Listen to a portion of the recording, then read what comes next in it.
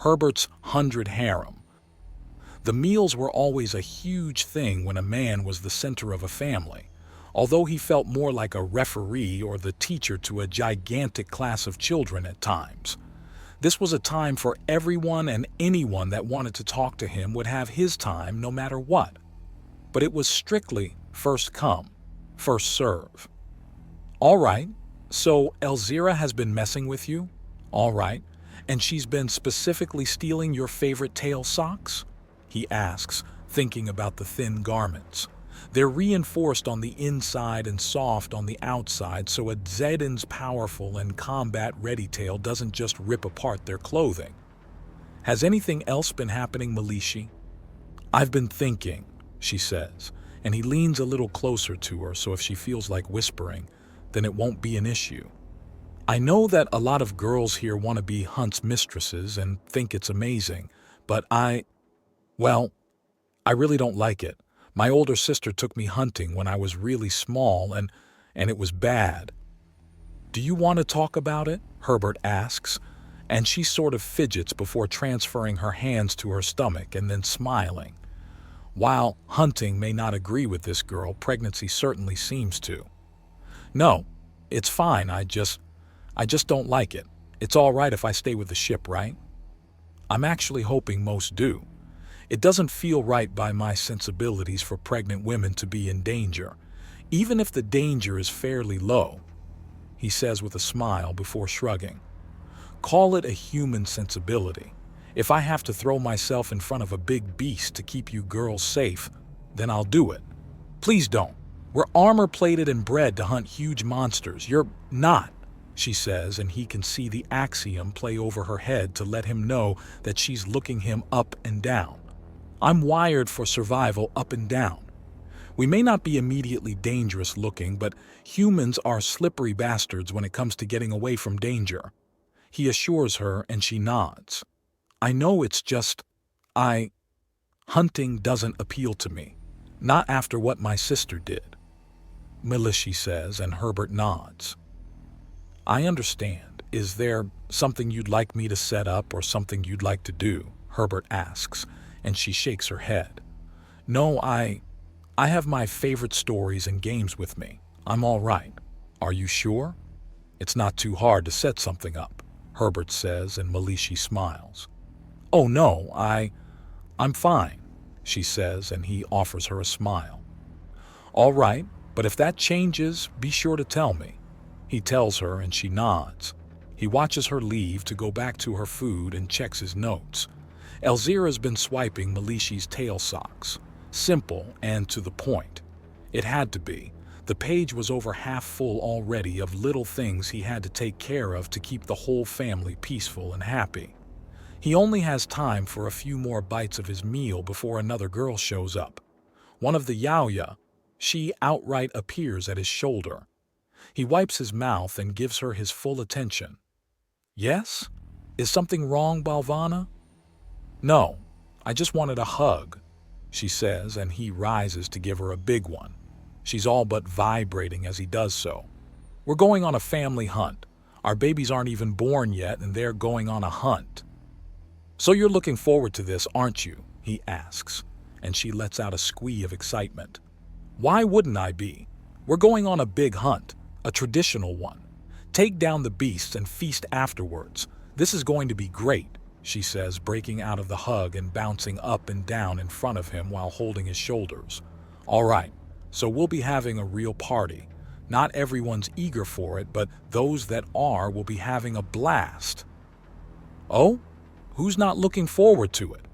Not everyone's the type to go out and gut a drop bear. Boring, she chimes. Necessary. Those that win wars, be it against an enemy army or against nature itself, use logistics as one of their best tools. Sure, someone who's not a hunter isn't there in the exciting bits, but if they're taking care of the home, or making sure there is a home to begin with, someone needs to forge the spears, preserve the meat, cook it, maintain the ships, and weave the clothing, he says, and she openly considers for a bit, letting go of him and putting a finger to her chin. eventually hooking her claw into a mouth claw and tugging a bit. A common thinking pose among Yaoya that Balvana makes a lot of use of. I suppose that makes sense. Still, we're going hunting. You can't do that on Centrus, there are too many softies there. Softies? Herbert asks in amusement. He knows what she's talking about, but that doesn't make it any less amusing. Oh, you know, soft races. The people that just scream and faint and shiver when things start happening, she explains, and he pokes her in the shoulder. I don't know. You're pretty soft and fleshy yourself. Soft in the head, not in the body. It doesn't matter how tough a body is if you've got a soft head, then you're just a softie. Look at races like the Urthani. If they get the will to fight, they can be harder than steel, but they're so soft in the head they're harmless.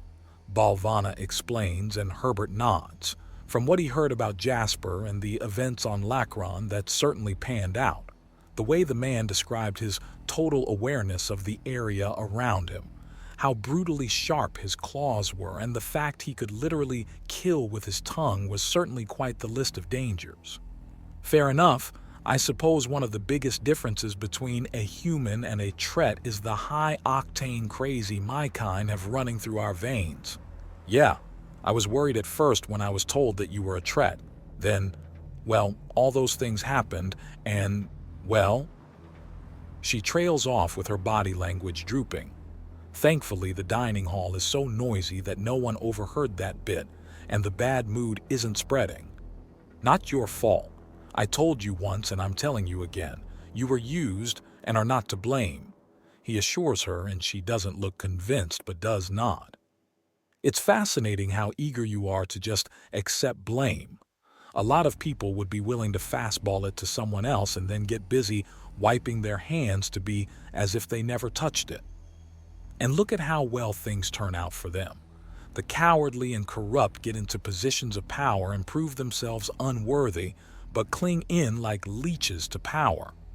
She remarks, and he shrugs. But it also means that some people could easily pretend to be forthright by taking the credit for small mistakes and the occasional large one, and then thoroughly frame and ruin the reputation of others by pinning the blame. It's what our unlamented malefactor tried to do after all. Herbert reminds Balvana, who nods. Politics suck. She concludes, yes, they do. What's that saying? Absolute power corrupts absolutely? It's an interesting watchword, but from what I've seen, it's more that the corrupt and corruptible are drawn to and seek out positions of power. Herbert remarks, thinking to a few of this more interesting missions. The fact that he had to simply slip away after finding the sex dungeon still somewhat galled him. He understood the whys of it, and had celebrated when the bitch and her co-conspirators had been dragged screaming into a police cruiser. But still, there's a little more chit-chat with Balvana before she rushes off to get to her own place to continue whatever conversation she had going, or to get a second or maybe even third helping. She was eating for more than one after all. Actually, she was one of the ones carrying twins, so she was actually eating for 3. Excuse me, a voice says before he can sit down fully. He turns and regards one of the non-human men on board. The IKEA they hired to help crew the ship was actually part of a cultural phenomenon similar to gypsies in the stars. Basically, the husbands of families would swear themselves as blood brothers, and all 3 families worked together to a greater goal. In this case, they were 3 IKEA Maz men who were angling to get their families a ship they could work out of. Something that working with the Undaunted seemed to be promising. Yes, Mojo? Is something wrong? Herbert asks. His knowledge on the clan had been gathered surreptitiously. They don't know how much he knows. Captain David would like to speak with you, Mojo says, and Herbert nods. How soon? He asks, and Mojo nods towards the bridge. Soon as you can, but don't hurt yourself getting there. He replies, and Herbert nods again. All right, give me a moment, he says, standing up. Ladies, Captain has requested my presence, but please don't stop eating. I'll be back when our business is concluded. Announcement done, he fully steps away from the table and nods to Mojo, who raises an eyebrow and then leads the way out.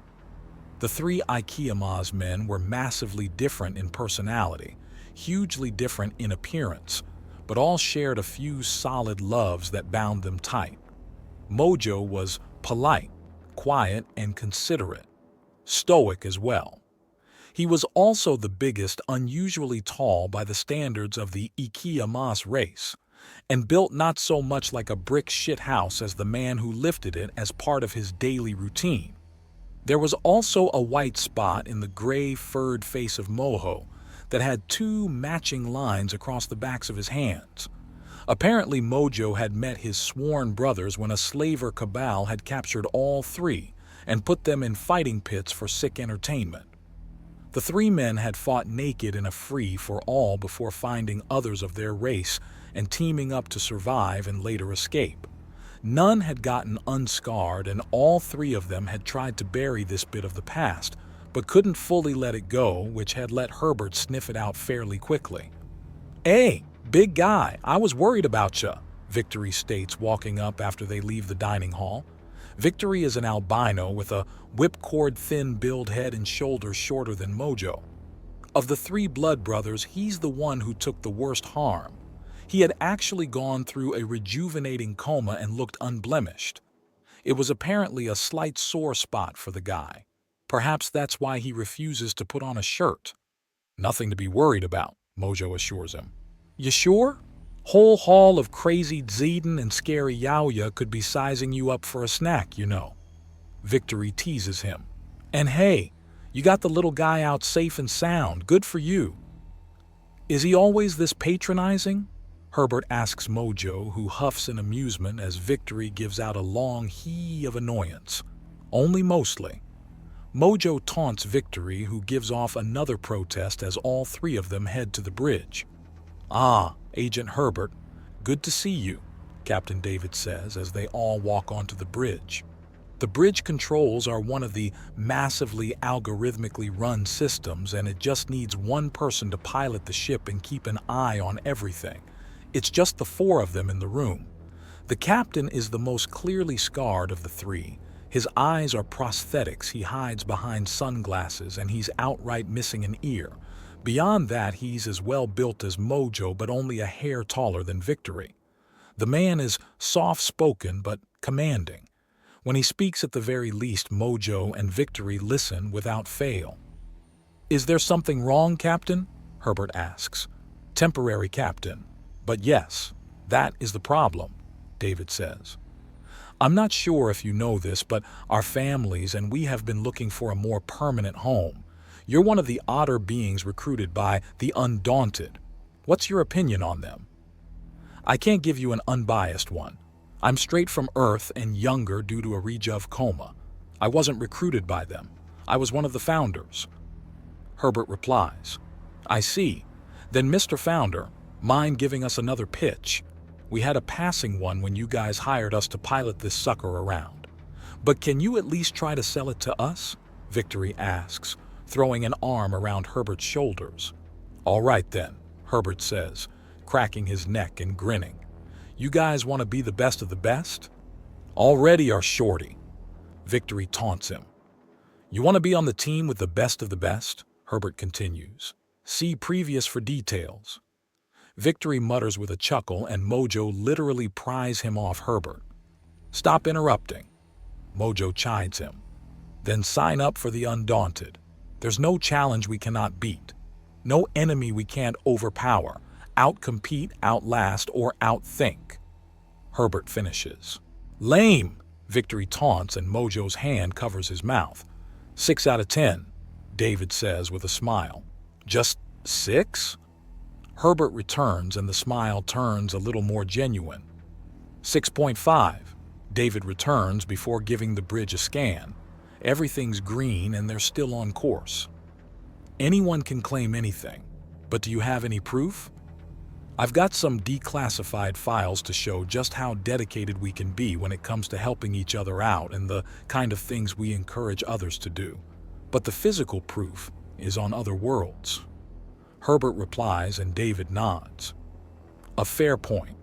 Asking for proof here and now is a bit on the goofy end, but if you're willing to give up a copy of those files, I'd like to see them. Yes, sure. Give me a moment. What about our families? Mojo asks. Look at mine. The Undaunted take that into consideration, believe me, Herbert says as he digs out his communicator. He quickly brings up the files and transfers them to Captain David. Much obliged. Tell me, though, you were ready for this, weren't you? David asks, and Herbert nods. We're a tiny force trying to make up for our small numbers with as much skill as we can. But the more numbers we have, the better. Everyone's ready to recruit, and if you sign up, you will be too. Noted, Captain David replies.